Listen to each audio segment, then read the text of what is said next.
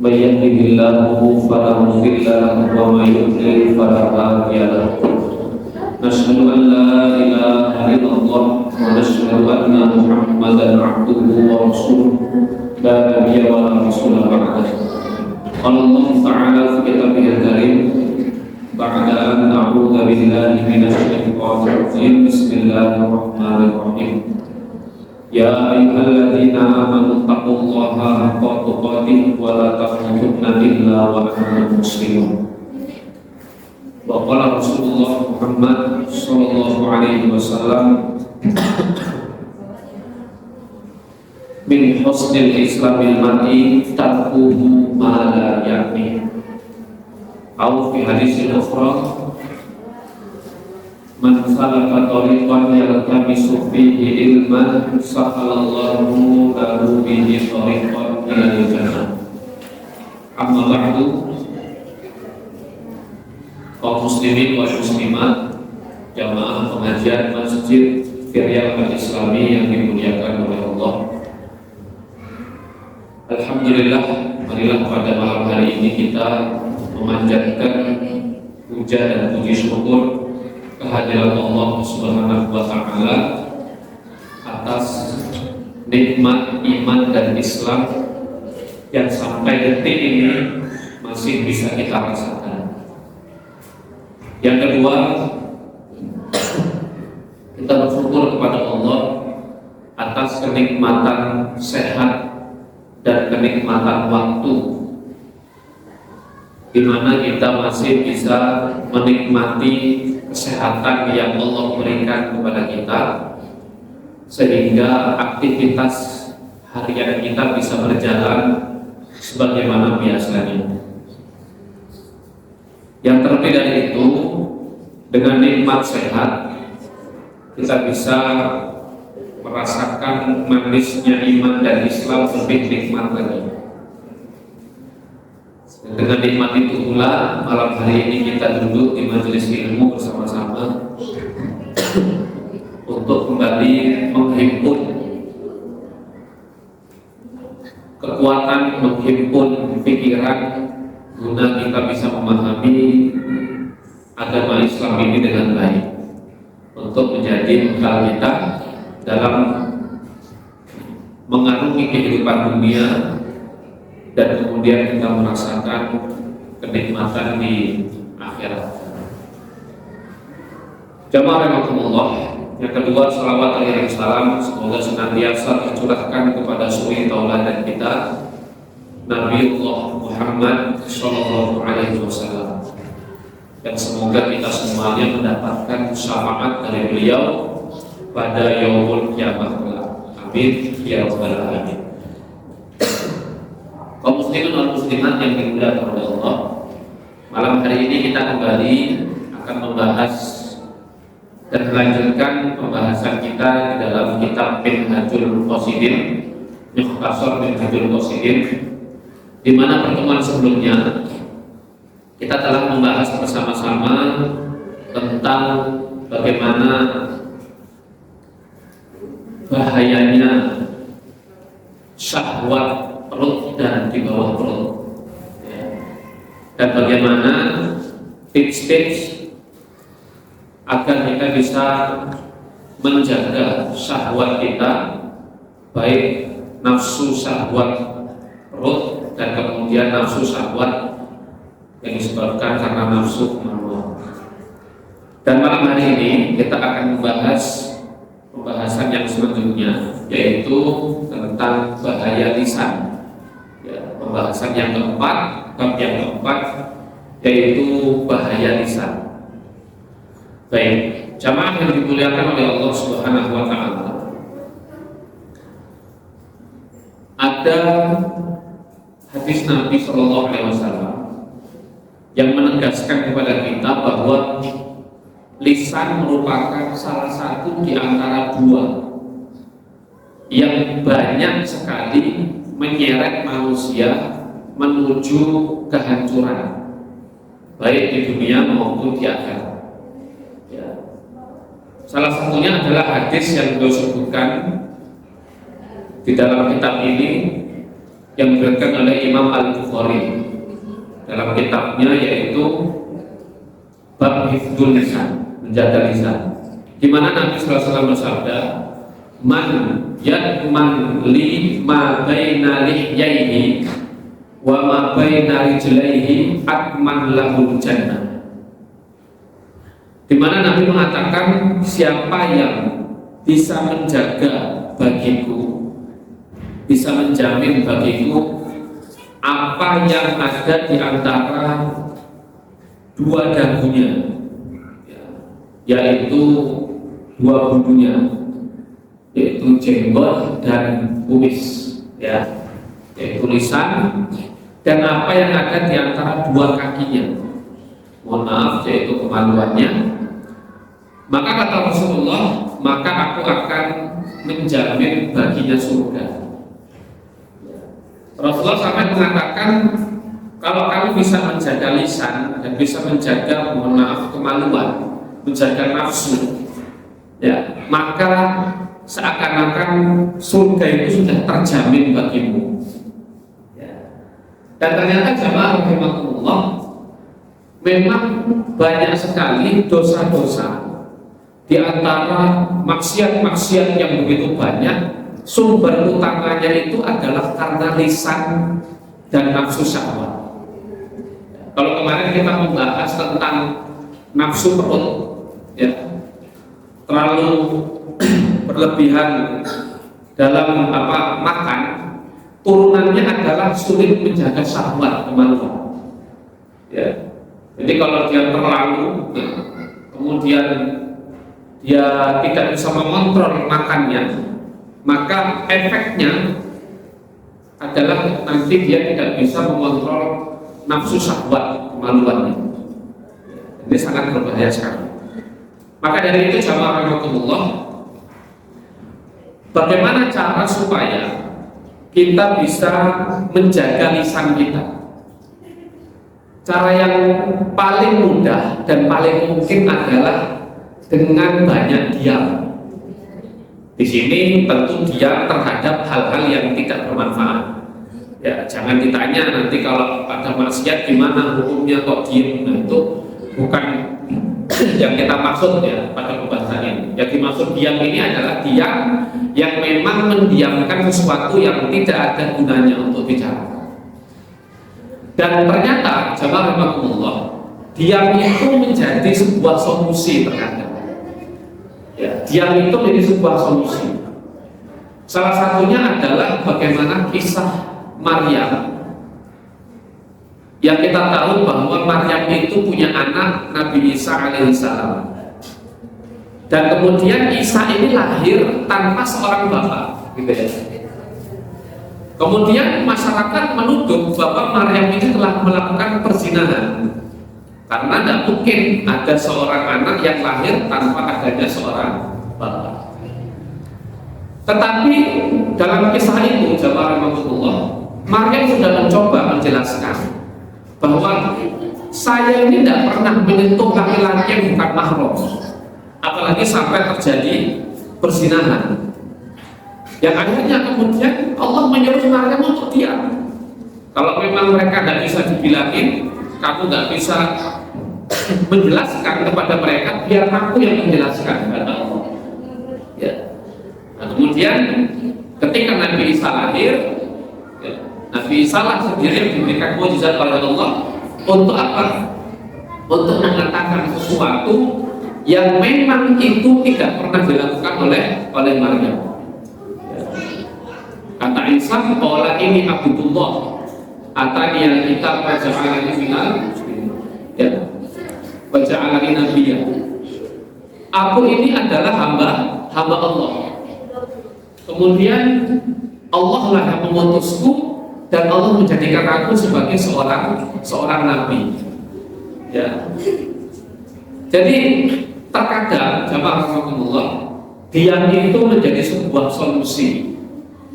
Daripada kita berbicara memunculkan masalah, diam itu merupakan sebuah solusi yang nanti Allah yang akan memberikan jawaban terhadap hal-hal yang tadi, layaknya kisah Maryam dan kisah Nabi Isa. Allah yang sendiri kemudian menjelaskan, memberikan mukjizat ini loh.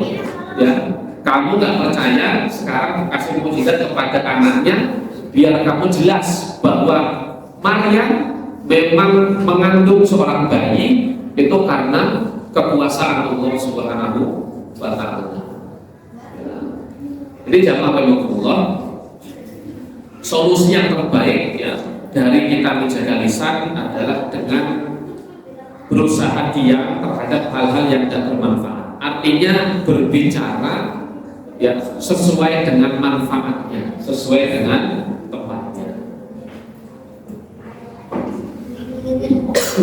Kemudian dalam hadis lain Rasulullah SAW bersabda, iman seorang hamba tidak akan dikatakan istiqomah sebelum hatinya istiqomah, dan hatinya tidak istiqomah sebelum lisannya istiqomah. Ya. Jadi hati kita ini tergambar lewat ucapan. Apa yang ada dalam hati kita itu bisa tergambar lewat ucapan. Kalau dia sering berkata kotor, dia sering kemudian mengucapkan kata-kata yang tidak baik, ya maka seperti itulah keadaan hati yang saat itu. Ya. Maka seorang Muslim yang dikatakan istiqomah dalam imannya, tempat iman itu kan hati, ya, yang istiqomah dalam imannya itu terrefleksi, tergambar ketika dia mampu menjaga lisannya dengan baik. Nanti apa saja dosa-dosa lisan disebutkan oleh beliau di sini. Ya. Kemudian Abu Dawud berkata, aktifkanlah dua telingamu daripada mulutmu, ya. Karena engkau diberi dua telinga dan satu mulut agar engkau lebih banyak mendengar daripada berbicara. Ya. Jadi perkataan yang sering kita dengar yang diucapkan oleh Abu Dawud. Kemudian Ibnu Mas'ud mengatakan tidak ada sesuatu yang lebih memerlukan pemenjaraan yang lebih panjang selain dari lisan. Jadi kalau sesuatu yang lebih harus banyak sekali dijaga itu adalah lisan kita. Ya, dan banyak sekali para ulama mengungkapkan tentang bahayanya lisan, ya, dan anjuran untuk menjaga lisan. Baik, oleh karena itu jamaah rahimakumullah, kami ingatkan kembali bagaimana penulis mengatakan di sini dalam paragraf yang pertama bahwa solusi yang paling bisa kita lakukan untuk menjaga lisan kita dari hal-hal yang tidak bermanfaat adalah dengan banyak diam. Ya, banyak diam. Nah, kalau sekarang lisan itu bisa tergambar ya lewat bahasa tulisan, bahasa yang tersurat gitu ya. Lewat mungkin komentar-komentar yang ada di media sosial ya. Itu bisa tergambar keadaan hati kita lewat komentar-komentar yang kita ketik di media sosial. Ya. Maka persoalan lisan bukan hanya yang diucapkan, tapi juga apa yang dituliskan. Karena tulisan itu adalah bentuk dari perpanjangan lisan kita. Maka seorang muslim ketika dia mengetik sesuatu di media sosial sudah seharusnya menggunakan bahasa-bahasa yang baik, ya, bukan bahasa-bahasa yang mengaju domba, membuka aib, menjatuhkan marwah dan martabat saudaranya, ya, atau bahkan sampai menfitnah. Ini hati-hati. Jadi jamaah rahimakumullah, itu tentang bagaimana bahaya lisan dan penjagaannya. Sekarang kita lihat apa saja dosa-dosa yang bisa disebabkan atau bersumber dari lisan kita. Yang pertama adalah perkataan yang tidak bermanfaat. Ya, perkataan yang tidak ada manfaatnya. Rasulullah telah menegaskan dalam sabdanya, min husnil islamil mar'i, di antara bagusnya, di antara baiknya keislaman seseorang, tarkuhu ma la ya'ni, dia akan meninggalkan sesuatu yang tidak ada manfaat untuknya. Tentu kita bisa menimbang perkataan yang manfaat dan tidak itu apa saja. Ya, bincang-bincang itu bagus, tapi ketika berbincang-bincang ngobrol terhadap perkara-perkara yang memang tidak ada manfaatnya, bahkan cenderung kepada kemaksiatan, maka selayaknya kita membatasi diri. Ya. Tapi kalau ngobrol urusan agama, ngobrol urusan duniawi, ya, urusan dunia yang bermanfaat tentunya, bisnis kah, gitu ya, maka diperbolehkan tentunya. Ya. Maka di sini hal-hal yang tidak bermanfaat ini harus kita kurangi dan harus kita tinggalkan. Ya.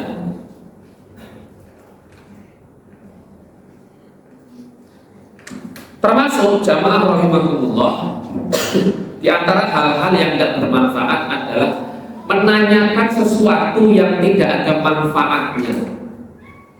Ya, bertanya sesuatu yang memang tidak ada manfaatnya, berkata sesuatu yang tidak misalnya tidak mengharapkan jawaban.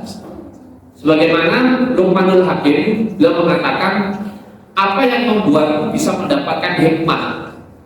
Luqmanul Hakim menjawab, aku tidak menanyakan sesuatu yang kuanggap cukup dan aku tidak mengatakan sesuatu yang tidak perlu. Ya, jadi kalau kita bertanya, ya bertanyalah sesuatu yang memang perlu untuk ditanyakan. Ya, sesuatu yang tidak perlu ditanyakan, tidak usah ditanyakan. Misalnya, kenapa kita tinggal di bumi? Itu kan sesuatu yang tidak perlu ditanyakan. Ya, kenapa kok kita nggak tinggalnya di Mars saja? Ya, sesuatu yang perlu saja. Ya, bagaimana supaya kita bisa mendapatkan hikmah dari pertanyaan itu. Kemudian yang kedua, di antara bahaya lisan adalah ikut serta dalam kebatilan, yaitu berbicara dalam kemaksiatan, seperti ikut serta di tempat minum peminum khamar, dan tempat berkumpulnya orang-orang fasik, ya, orang-orang fasik. Jamaah rahimakumullah, tempat berkumpul yang tidak baik cenderung membawa perkumpulan itu atau pelakunya kepada sesuatu yang tidak bermanfaat. Ya, kalau peminum khamar, ya, sangat jarang dan mungkin tidak akan terjadi obrolannya berkaitan dengan Al-Quran. Ya, obrolannya berkaitan dengan agama. Itu kayaknya mustahil. Ya, di tempat minum khamar, klub malam, tempat karaoke, di situ ada khamar, ada wanita yang membuka aurat diiringi oleh musik-musik, ya. Tidak mungkin kayaknya berbicara urusan agama. Ya, dan mungkin kayaknya berbicara ngobrol urusan sholat. Pasti diobrolkan adalah urusan kemaksiatan. Ya, bagaimana caranya supaya bisa menang judi yang banyak. Ya, bagaimana jenis minuman yang cepat mabuk. Ya, pasti hal-hal yang menjurus kepada kemaksiatan. Ya.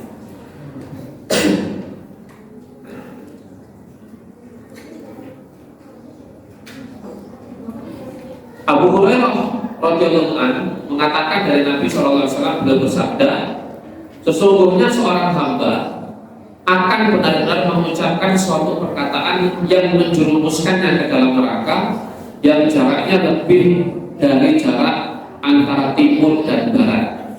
Ya. Jadi bagaimana sebab orang mengatakan sesuatu yang tidak bermanfaat itu diancam oleh ancaman neraka. Termasuk di antara hal-hal yang tadi, ya, mengatakan sesuatu yang disebutkan di poin yang kedua, yang cenderung kepada kebatilan atau berbicara terhadap kemaksiatan adalah sesuatu yang berisi tentang perdebatan dan adu mulut yang banyak menyerang orang lain untuk membuka kesalahan dan keburukan-keburukannya. Debat itu boleh, tapi billati hiya ahsan. Ya, tujuannya adalah untuk mendapatkan sesuatu yang lebih baik, mendapatkan manfaat dari debat itu. Tapi kalau debatnya adu mulut, ya, saling serang aib, gitu ya, saling membuka keburukan, maka ini tidak bermanfaat. Lebih baik ditinggalkan. Dan debat itu merupakan suatu opsi yang memang kalau ibarat pintu itu pintu darurat, ya, pintu darurat, bukan tujuan utama. Karena efek dari debat itu sangat berbahaya. Jadi kalau debat yang menang bisa jadi nanti akan timbul kesombongan dalam hati, ya, yang kalah akan dipermalukan. Padahal ya dua-duanya sama-sama ahlul ilmi, ya, dua-duanya para ulama, sehingga berbahaya. Sehingga para ulama itu sangat tidak suka debat, kecuali memang diperlukan. Seperti Imam Ghazali itu sering debat sama ahli logika, ya, orang-orang yang ahli rohyu. Mereka dengan logikanya berusaha untuk menggerus keimanan kaum muslimin. Ya, makanya Imam Ghazali banyak maka kitab-kitab untuk mengkantar orang-orang ahlul kalam, ya, orang-orang ahlul filsafat. Ya, itu Imam Ghazali memang dibutuhkan kalau itu. Jadi kalau tidak ada manfaatnya, para ulama cenderung untuk meninggalkan perdebatan. Ya. Di zaman ini orang tidak punya ilmu tapi senangnya debat. Ya. Akhirnya debatnya ya, bukan ilmiah, ya, bukan ilmu yang didebat tetapi aib, gitu ya. Yang diserang adalah pribadi, yang diserang adalah mungkin background dia, sehingga itu tidak memunculkan manfaat yang besar, maslahat yang banyak.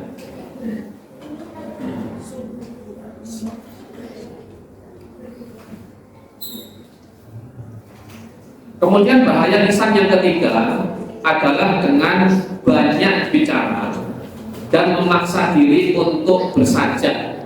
Maksudnya bersajak ini saja yang berisi tentang kebatilan. Contohnya adalah nyanyian-nyanyian, gitu ya.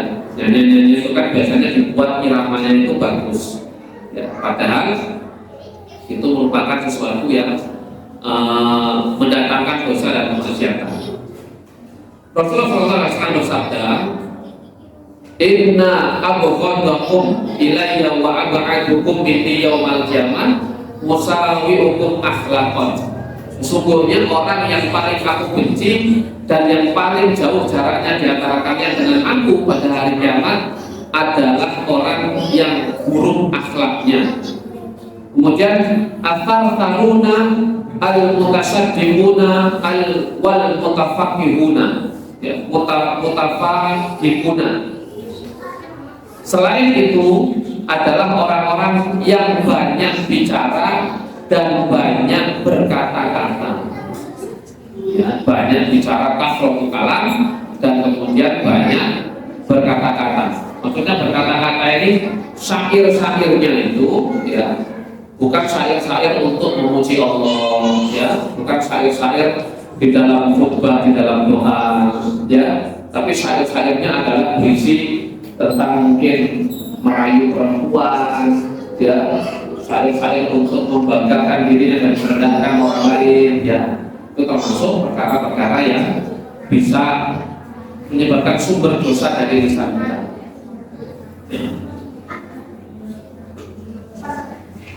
Kemudian bahaya lisan yang keempat adalah berbicara keji, mencela, mengumpat dan berkata kasar. Ya, berbicara keji, berbicara yang buruk, ya, berbicara kata-kata yang buruk, mencela, ya, menghina orang lain, ya, menghina orang lain. Kemudian mengumpat itu bahasa Jawanya miso, ya, miso itu tidak boleh, ya. Semua ini merupakan perkara yang tercela dan dilarang karena merupakan sumber keburukan dan kehinaan. Di mana Rasulullah SAW bersabda, jauhilah perkataan keji, ya, perkataan keji, karena Allah tidak menyukai perkataan keji dan mengata-ngatai dengan perkataan keji, menghina orang lain dengan perkataan karena kita manggil orang dengan nama hewan, ya, kita menghina orang dengan istilah-istilah buruk, ya, tidak boleh. Ya, kalau ada sesuatu yang terjadi, kemudian kita spontan keluar kata-kata yang tidak baik, itu saat itu berarti akhlak kita sedang tidak baik. Ya. Karena pengertian akhlak itu adalah sesuatu yang keluar secara otomatis tanpa harus dipikir. Ya. Kita kesandung, lihat apa yang pertama keluar dari lisan kita, istighfar atau kata-kata umpatan. Nah, kira-kira seperti itulah ya kondisi akhlak kita saat itu. Ya. Tapi kalau adab itu adalah perbuatan sesuatu yang teraplikasi, ya, yang sebelumnya sudah dipikirkan. Oh, adabnya minum itu tangan kanan. Kita tahu buah dari itu. Kalau akhlak dia otomatis keluar, ya, tanpa terpikir terlebih dahulu, karena memang sudah menjadi sebuah kebiasaan. Maka belajar akhlak itu tidak semudah belajar ilmu yang lain, ya. Kalau fikih, kemudian tafsir, ya, kita belajar fikih gitu ya, kita baca 1, 2, 3 itu sudah bisa paham, gitu kan? Tapi kalau akhlak dia bukan cuma menuntut pemahaman kita, tapi juga bagaimana kita bisa mempraktekkan itu.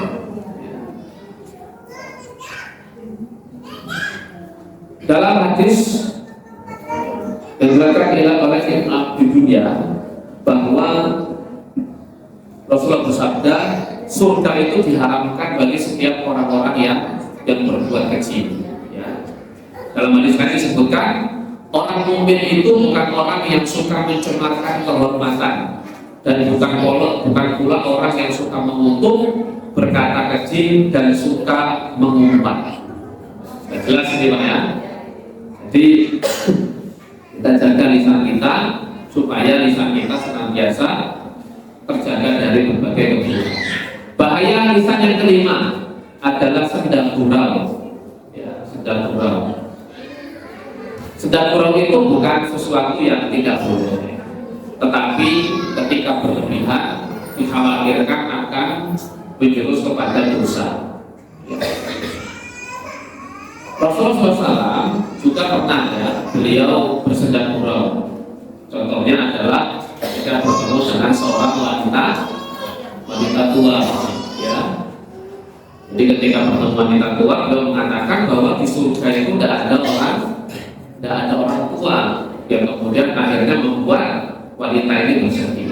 Kemudian Rasulullah SAW bacakan surah Al-Waqiah ya, ayat yang ke-36 dan 37, waja'alnahunna abkara. Kami jadikan mereka itu seperti perawan lagi. Lalu kemudian ibu-ibu ini ya senang. Tapi yang dikatakan Rasulullah memang benar. Ya, bukan sesuatu yang dusta. Ya, sendal gurau yang dusta itu yang tidak boleh. Ya, misalnya stand up comedy, ya, bercerita yang dibuat-buat supaya orang tertawa. Ya, ya. Bahkan stand up comedy kalau yang menggunakan agama, ya, ini hati-hati, ya. Kita bisa kufur setelah beriman. Ya. Dulu ada orang-orang yang mereka menggunakan agama ini sebagai bahan candaan. Ya. Kemudian diingatkan oleh Nabi SAW, mereka mengatakan kami cuma bercanda saja. Ya, kami cuma bercanda saja. Maka kata Allah SWT, "Laqad kafartum ba'da imanikum." Kalian telah kufur setelah kalian beriman. Jadi hati-hati ketika kita sering nonton komedi, ya, yang itu menggunakan agama sebagai bahan candaan. Ya, maka agama itu tidak boleh dijadikan sebagai candaan. Bahkan komedi itu menggunakan aib orang lain sebagai bahan candaan. Dia punya masa lalu apa, dia mungkin lagi ya atau sering kita kenal dengan istilah roasting. Ya, roasting itu kan, roast itu kan panggang ya, biar panas gitu ya. Aib-aibnya dicari dulu di internet, kemudian digunakan untuk hal-hal lucu. Ya, tapi kan dia ikhlas. Gimana hukumnya kalau yang dihina itu ikhlas? Nanti gantian, gitu ya. Nah itu keikhlasan itulah yang berbahaya, membuat menghina itu jadi kelihatan biasa. Nanti kalau udah dihina, kemudian yang menghina ini kemudian merasa tidak enak, sakit hati, ya, kemudian muncul istilah baper. Wah, jadi wongkok baperan. Padahal cuma bercanda. Kalau bercandanya sesuatu yang memang boleh, ya tidak masalah. Tapi menggunakan aib mereka sebagai bahan candaan itu jangan sampai. Ya, jangan sampai. Itu nanti bisa menjadi penyebab orang mendoakan keburukan kepada kita. Ya. Nah kalau kita lihat jamaah rahimakumullah, sendal gurau ini boleh dalam 3 hal. Pertama, yang dikatakan adalah sesuatu yang benar. Sendal guraunya sesuatu yang benar, seperti Nabi tadi. Ya, Nabi juga sendal gurau dengan para istrinya. Ketika istrinya ingin menaiki unta, Nabi mengatakan, tolong pelan-pelan. Kalau ada yang nuntun unta itu ya, karena mereka ini seperti gelas kaca yang mudah pecah. Ya, maksud Nabi, hati perempuan itu seperti gelas kaca yang mudah pecah. Dengan istilah itu kemudian Nabi memuji istrinya, bersendal gurau, tidak sepaneng gitu ya. Dengan istilah itu Nabi adalah orang yang memang juga ramah gitu. Nabi dan kemudian serius, tidak selalu serius juga ya. Dan beliau memang orangnya senang untuk mencairkan suasana ya. Kemudian yang kedua, sendal gurau itu boleh dilakukan ya, dengan maksud untuk membimbing ya. Membimbing misalnya ketika kita ngajar agar suasana tidak terlalu kaku, ada permainan-permainan yang isinya adalah edukasi, yang maksudnya adalah untuk membimbing, gitu ya. Ini anak-anak ya yang belajar GPA, kalau dibuat serius ya mereka akan bosan, tapi dibuat dengan guyon, ya, dengan apa? Dengan ketawa. Tetapi memang yang diguraukan, yang dijadikan tertawa itu adalah sesuatu yang tidak dusta, sesuatu yang memang benar, gitu ya. Dan yang ketiga adalah apa? Frekuensinya tidak terlalu sering. Ya, kalau ketemu orang yang suka guyon, memang kadang-kadang kita hawanya senang, gitu ya. Tetapi jangan sampai terlalu sering untuk sendal gurau sehingga tidak mengerti waktu dan saat yang tepat. Sedang serius dibuat sendal gurau sehingga semua hal isinya sendal gurau. Ya, sedang apa, misalnya sedang rapat, sedang ada obrolan yang serius ya, sendal gurau, sehingga kemudian tidak baik, momennya tidak dapat, gitu ya. Dan ternyata jamaah rahimahumullah, sendal gurau yang terlalu sering ya, dan berlebihan disebabkan di sini, dikatakan di sini akan menjadi sebab seseorang bisa turun wibawanya, ya, bisa turun wibawa, bisa menurunkan muruah kita. Ya, maka Nabi ya beliau juga senang sendal gurau, tapi tidak terlalu sering. Beliau lebih sering serius dengan para sahabat, ya, sehingga tidak menurunkan wibawa beliau. Baik ya, itu tentang sendal gurau. Kemudian yang keenam, bahaya lisan yang keenam adalah mengejek seseorang dan mengolok-olok. Maksud mengejek di sini adalah menghina dan mengolok-olok, menyebutkan aib dan kekurangan seseorang agar ditertawai. Misalnya ada orang yang kulitnya hitam, mohon maaf, kita panggil black ini, dengan maksud supaya orang tertawa. Ya, tidak boleh. Tapi kan kita hanya bercanda, ya mungkin saat itu dia sedang ada masalah, sedang sedih, ya. Kemudian kita menjadikan kekurangannya sebagai bahan canda. Ya. Dan perlu kita pahami Pak, bahwa seburuk-buruknya seseorang, menurut kacamata kita, apakah dia mungkin kulitnya hitam, mungkin wajahnya yang buruk, ya. Mereka itu adalah ciptaan Allah. Ya. Dan ketika kita menghina mereka, maka seakan-akan kita menghina penciptanya, yaitu Allah. Ya. Dan Nabi telah mengatakan, ya, para ulama telah mengatakan, ya, dalam Al-Quran itu, ya, bahwa Allah itu tidak akan melihat bentuk rupa, bentuk tubuh seseorang.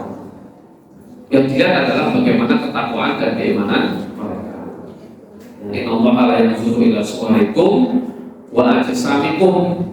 Ya, Allah tidak melihat bagaimana gambaran kalian dan bagaimana bentuk tubuh kalian. Mau kalian tinggi, mau kalian pendek, mau kalian besar atau kecil, ya. Tapi yang akan dilihat, walakin Allah yanzuru ila qulubikum. Tetapi Allah melihat hati kalian. Badan kita ini kan kita terima apa adanya. Allah ngasih kita seperti ini, ya kita terima. Selesai dipakai, ini akan dikembalikan ke tanah, gitu ya. Yang dipertanggungjawabkan adalah hati kita, ruh kita yang akan kembali kepada Allah. Ya. Badan kita yang kita jaga, ya, ini masanya akan berakhir nanti, ya. Dan kita tidak bisa membanggakan bentuk tubuh kita lagi. Yang bisa kita bawa hanyalah apa yang ada di dalam hati kita, ya. Kemudian yang ketujuh, bahaya lisan yang ketujuh adalah membuka rahasia yang memang harus dirahasiakan, ingkar janji, serta dusta dalam perkataan dan sumpah. Ya. Orang kalau tidak bisa jaga rahasia juga tidak disenangi oleh orang lain. Ya. Maka ketika kita ingin mengatakan sesuatu yang memang itu merupakan sesuatu yang kita anggap rahasia, maka pilihlah untuk kita curhat atau bercerita. Ya, karena apa? Karena dalam menjaga rahasia, ya, terkadang dipengaruhi oleh hubungan silaturahmi. Nanti kalau suatu saat ada masalah, gitu ya, kita sudah terlanjur menceritakan mungkin masa lalu kita yang kelam, mungkin cerita yang kita anggap ini rahasia, itu akan terbongkar. Ya, sehingga jangan mudah untuk menceritakan aib, untuk menceritakan masa lalu kita. Biar yang sudah berlalu, biar Allah lah yang tahu. Kalau orang sudah tahu, ya sudah, tidak usah kita perlu menyebarkan rahasia-rahasia dan aib dalam diri kita. Nanti ketika aib itu tersebar, kita yang akan susah, akan rasa malu. Sehingga kita yang sudah berusaha sekuat tenaga untuk hijrah dari masa lalu akan teringat kembali dengan dosa-dosa itu. Ya. Dan kemudian ingkar janji dusta dalam perkataan. Ini merupakan sifat orang-orang munafik. Ya. Wa idza hadasa kadzdzaba. Ketika dia berkata, maka dia akan berdusta. Wa idza wa'ada akhlafa. Ketika dia berjanji, dia akan ingkar janji. Wa idza tu'mina khana. Dan ketika dia dipercaya, dia akan berkhianat. Jadi jamaah rahimakumullah, jangan kemudian kita mengingkari janji-janji kita dan dusta dalam perkataan. Serta sumpah ya. Jadi sumpah ini dalam Al-Maidah ayat 89 punya kafarah khusus. 3 kafarahnya. Pertama, memberi makan 10 fakir miskin. Yang kedua, membebaskan budak. Yang ketiga adalah puasa 3 hari berturut-turut. Jadi 3 hal ini yang bisa kita pilih kalau kita bersumpah kemudian mengingkari sumpah kita. Ya, maka jangan mudah mengucapkan sumpah juga, ya, karena kafarahnya sangat berat. Ya.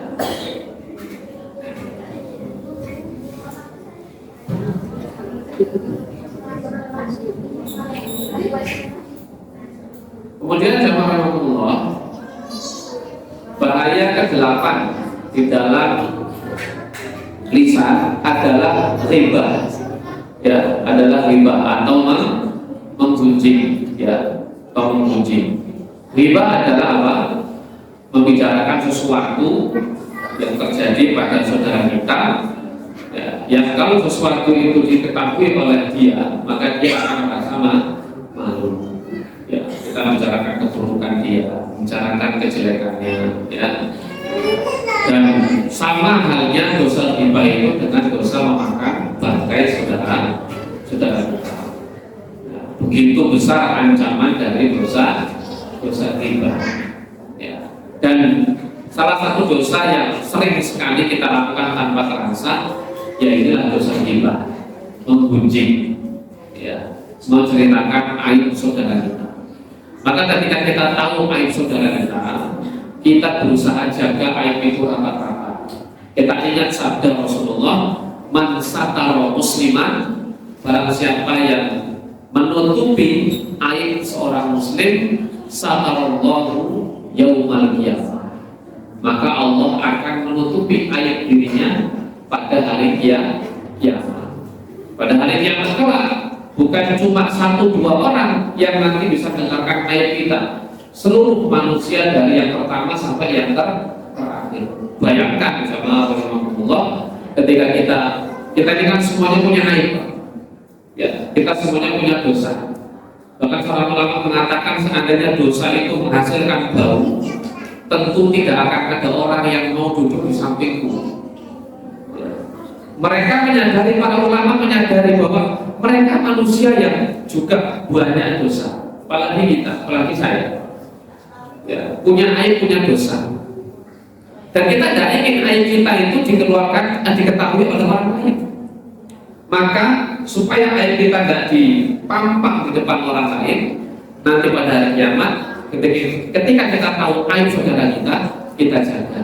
Meskipun mungkin saat itu kita sedang marah dengan dia, sedang ada masalah, sedang tidak enak hati, kita jaga aib, ya, dengan menjaga aib orang lain. Rasulullah SAW bersabda, jauhilah dosa riba, karena riba itu lebih keras daripada zina. Ya. Sesungguhnya seseorang telah berzina dan minum khamr, kemudian bertobat dan Allah pun mengampuni dosanya. Sedangkan orang yang melakukan riba, dia tidak akan diampuni oleh Allah hingga orang yang digibahnya memaafkan dirinya. Jadi kalau kita membicarakan aib orang lain, menggunjing orang lain, supaya dosa itu bersih semuanya, tobat kita bersih diterima, kita harus datang kepada mereka minta maaf, baru dosa itu akan dicabut. Ya. Kalau dosa zina, hubungannya hanya kita dengan Allah. Kita tobat nasuha, kita berjanji dan ulangi dosa itu, insya Allah diampuni oleh Allah. Karena hanya kita dengan Allah. Kalau minta maaf sama Allah lebih mudah, karena Allah itu maha luas rahmatnya. Kalau sama manusia, ya, kita harus menemui mereka, kita harus minta maaf kepada mereka. Sama seperti dosa mencuri, ya.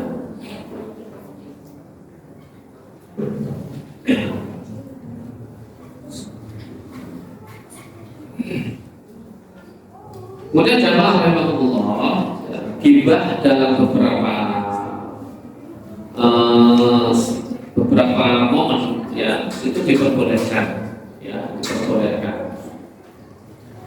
Contohnya misalnya untuk bertanya meminta fatwa tentang suatu hal.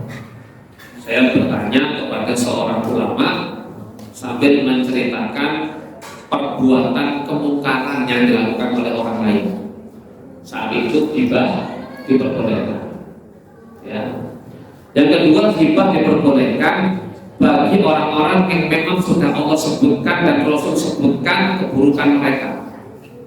Jangan ngomongin keburukannya Abu Jahal, ya dalam ada dosa.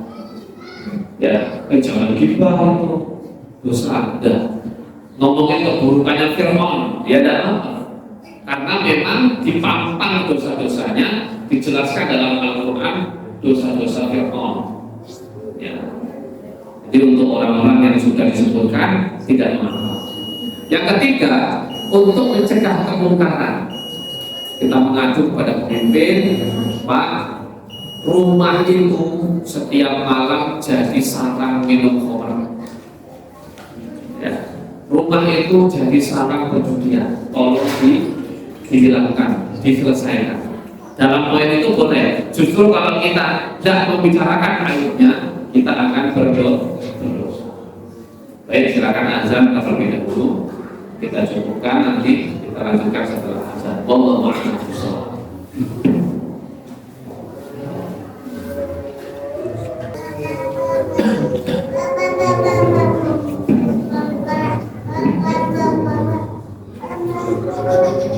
Itu tentang hibah ya Pak ya. Kemudian yang ke-9 adalah dosa adu domba. Ya, mengadu domba. Suatu ketika Rasulullah SAW pernah berjalan di suatu makam bersama seorang sahabat. Kemudian beliau menancapkan pelepah kurma. Sahabat bertanya, "Ya Rasulullah, kenapa engkau melakukan ini?" Rasulullah mengatakan, "Aku mendengar sesuatu yang tidak kau dengar dan aku melihat sesuatu yang tidak kau lihat. Orang yang di dalam ini sedang disiksa oleh Allah dengan siksa kubur." Apa penyebab beliau disiksa oleh Rasulullah? Yang pertama adalah tidak bersih ketika membersihkan bekas air kencing. Yang kedua adalah karena dia telah berbuat adu domba. Jadi adu domba itu menjadi salah satu penyebab nanti seseorang bisa mendapatkan azab kubur. Ya, azab kubur. Insya Allah hati-hati Pak ya dengan adu domba. Dan kemudian dalam sebuah hadis Rasulullah SAW mengatakan tidak akan masuk surga al-qattat, yaitu orang yang mengadu domba. Sudah jelas tidak akan masuk surga, berarti masuk ya, sama seperti orang yang memutus tali silaturahmi. La yadkhulul jannah qati'ur rahim. Tidak akan masuk surga orang yang gemar memutus tali silaturahim. Sudah jelas ya, adu domba.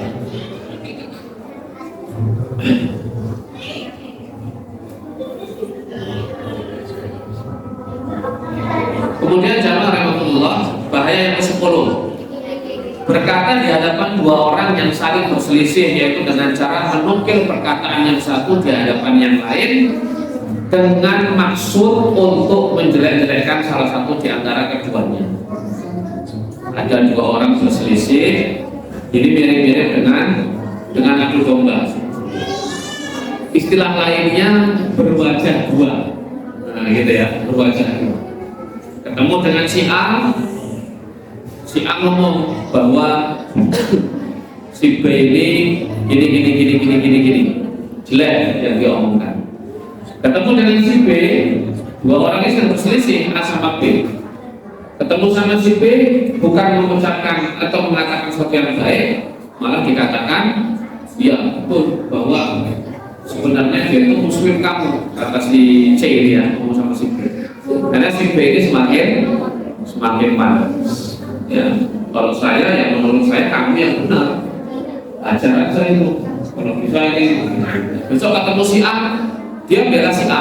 Nah ini berwajah dua, ini ya, orang munafik lah ya, itu juga munafik lah seperti. Dalam sebuah hadis dikatakan di sini, sesungguhnya orang yang paling jahat adalah orang yang memiliki dua wajah. Atau bisa juga disebut dengan penjilat, ya. Yang datang kepada seseorang dengan satu wajah dan kepada yang lain dengan wajah yang lain pula. Hadis riwayat Imam Al-Bukhari. Ya, berwajah dua. Kemudian bahaya yang ke-11 adalah pujian. Hati-hati ya Pak ya. Pujian itu bisa merusak hati seseorang. Saya melihat sebuah video ketika Syekh Utsaimin dalam sebuah acara, beliau dipuji oleh MC saat itu. Jadi biasanya kan kalau ada tamu kehormatan diundang, itu akan disebutkan kesibukannya, gelar-gelarnya. Jadi Syekh Utsaimin disebutkan bahwa Syekh Utsaimin merupakan ketua Majelis Fatwa Saudi Arabia saat itu. Kemudian beliau adalah dosen di sini. Apa kata Syekh Utsaimin? Cukup, jangan lanjutkan. Ya, jangan lanjutkan perkataan ini. Ini harusnya yang dimiliki oleh seorang Muslim. Ya. Dan kemudian kita dilarang untuk memuji seseorang, terlalu banyak memuji seseorang di depan orangnya. Kalau mau puji itu di belakangnya. Kenapa? Bisa merusak hati yang paling besar efeknya. Misalnya ada orangnya di sini, Fulan. Oh, coba kalian seperti Bapak Fulan ini, sholatnya selalu soft yang pertama. Sebelum azan sudah datang. Ya, orangnya ada. Wah, dia akan dibisiki oleh setan. Ya, tuh, ya, setan dengan sekarang kamu terkenal kebaikannya, sehingga kemudian besok dia sudah salah niat dalam melakukan amal kebaikan. Ya. Hati-hati, Pak. Ya. Kalau kita mudah untuk memuji, ala kadarnya saja, supaya tidak memunculkan sifat ujub dan kesombongan, gitu ya. Bahkan Nabi SAW di sini mengatakan, "Waihaka, celakalah kamu, karena engkau telah menggalekan rekanmu dengan pujian itu." Sampai Nabi mengatakan itu. Kenapa? Maksudnya apa, Pak? Menggalekan. Ketika seseorang dipuji, dikatakan di sini muncul padanya sifat sombong dan ujub. Hati-hati, sifat sombong dan ujub ini adalah sifat yang bisa merusak amal ibadah. Ibadah kita bisa diterima dengan dua hal kan? Ikhlas dan ittiba'us sunnah. Kalau ikhlasnya sudah nggak ada, mau dia ittiba'us sunnahnya hebat, bagus, ya, sholatnya tidak diterima, ibadahnya tidak diterima. Maka ketika kita memuji, pujilah di belakangnya ketika dia memang tidak ada, sehingga pujian itu tidak didengarnya dan tidak merusak amal ibadahnya. Hatinya tetap ikhlas, gitu ya. Nah, kemudian ini bahaya lisan. Ini untuk para du'at, ya, para dai.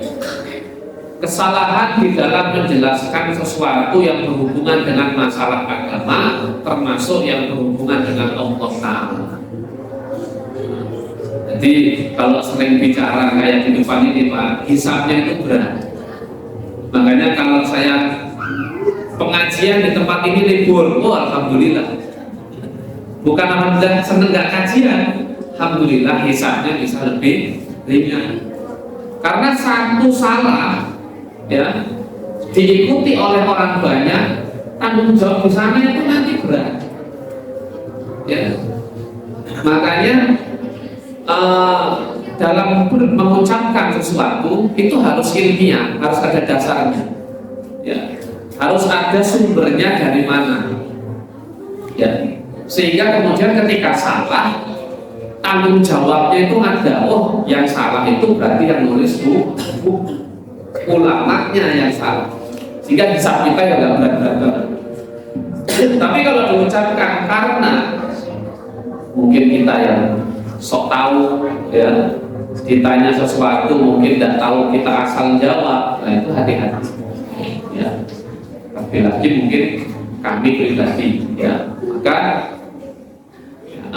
termasuk bahaya lisan adalah mereka berkata dalam masalah agama dengan perkataan yang semena-mena, tidak sesuai dengan yang ditulis oleh para ulama dalam syariat.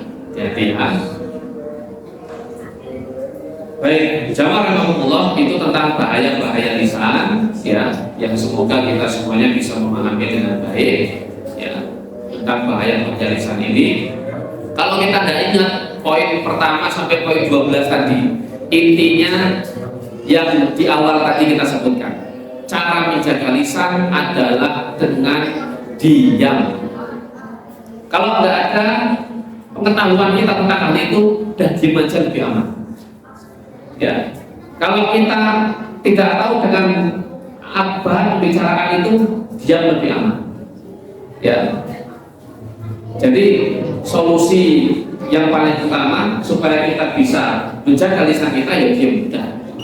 Kalau sekarang dengan HP kita diam udah, nggak usah komentar apa-apa kalau memang nggak tahu. Ya, contohnya akhir-akhir ini Ustaz Adi Hidayat ditakdir dijarah ya karena masalah musik. Kita yang nggak tahu kan nggak usah ikut komen, biar para alim ulama saja yang mereka ikut berkomentar. Ya, kita cukup menjadi penonton setia. Ya, menimbang itu kita beri kesimpulan bagaimana para ulama menyimpulkan. Tidak usah ikut mengatakan sesuatu yang apalagi sampai menghujat. Tetap jaga lisan kita, tetap jaga tangan kita dari hal-hal yang negatif. Insya Allah itu lebih selamat. Nabi ketika makan beliau tidak suka, beliau tidak pernah mengatakan makanan ini tidak enak, makanan ini kurang baik. Beliau kalau tidak suka makan itu ya sudah tidak beliau makan. Ya, cukup beliau menjaga lisannya dengan ya. Demikian jamaah rahimahullah, kurang lebihnya kami mohon maaf. Kami himbau kepada jamaah sekalian, jangan pernah berhenti untuk doakan saudara-saudara kita yang ada di Palestina. Kalau ini boleh kita mengucapkan berdoa, ya, kemudian kita share berita-berita tentang Palestina agar orang yang tidak tahu mereka tahu, minimal mereka mau ikut mendoakan saudara-saudara kita yang ada di sana.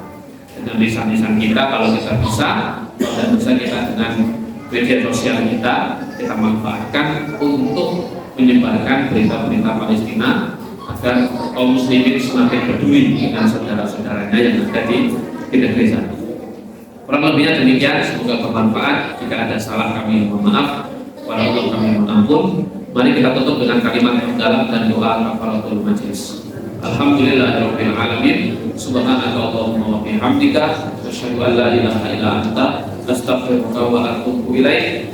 Kami akhiri. Wassalamualaikum warahmatullahi wabarakatuh.